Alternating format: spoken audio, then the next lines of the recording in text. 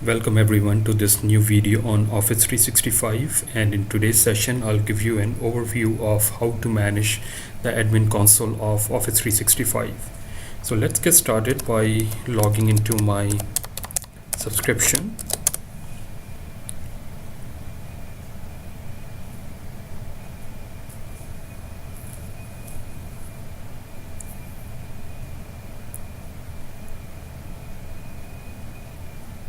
So as you can see on the right hand corner of the screen that I'm logged in as an global admin. If I expand these dots, I can click on the admin button, and that will provide me with a dashboard from where I can manage all the activities within the subscription. You have the option of managing users. You can also manage billing. You can download the software. You can manage domains, support, as well as you have the information about the message center too. I can do a quick search for what I'm searching, and that will take me. So in case I want to search for a particular user, I can just type in the name, and that will take me to the user that I have in the list.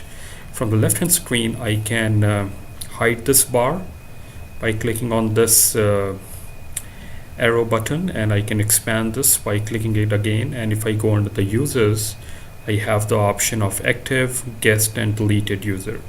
If I click on the active user, it gives me the whole list of the users that I have in the subscription, and I can add a user just by clicking on the add user button and provide the credentials over here.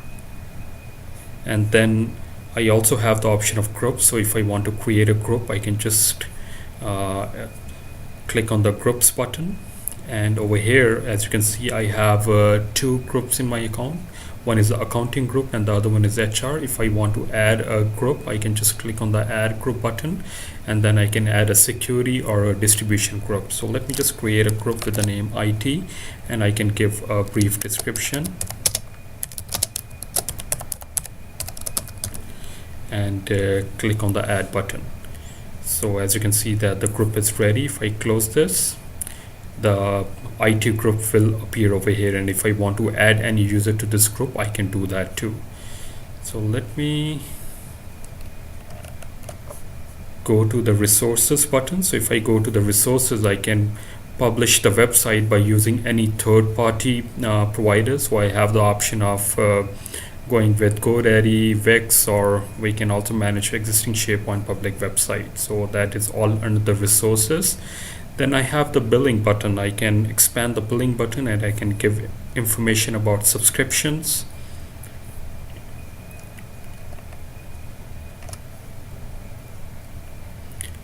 I'm using this trial version of Enterprise Mobility and Security E5, and then I can also get the information about the licenses. I can get information about purchase services, and I can also designate who will get the billing notification. So in my case, it is myself, because I'm the global admin for the subscription. And then you can also expand the support, and you can also get information about new service request as well as view service request. And under the settings, you have the option of services and add-on. You can go to security and privacy. I can specify what policy I want when it comes to password for the users, and I can all specify over here. If I go under the setup, I can list all the products in the environment. I can assign licensing for that, and I can also add the domains by going under the domain button. So if I click on add domains, I can just write the name of my domain. In my case, it is itsimplified.ca. That's the name of my domain, and I can click on the next button.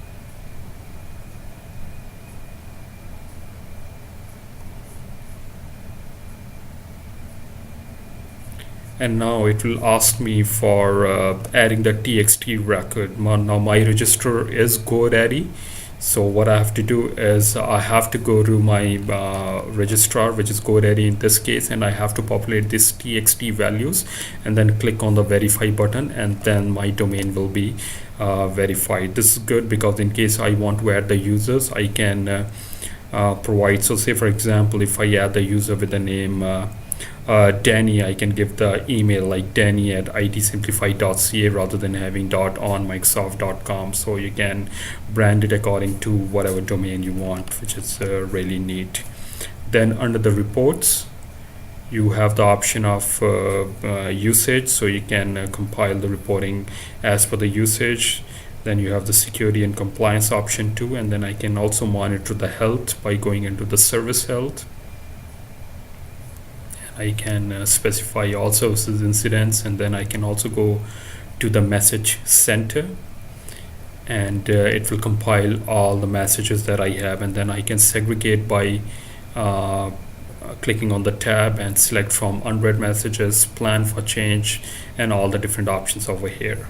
And then finally in the admin center, I can get all the advanced information about different options like Azure, AD, Intune, security and compliance, cloud, and app center.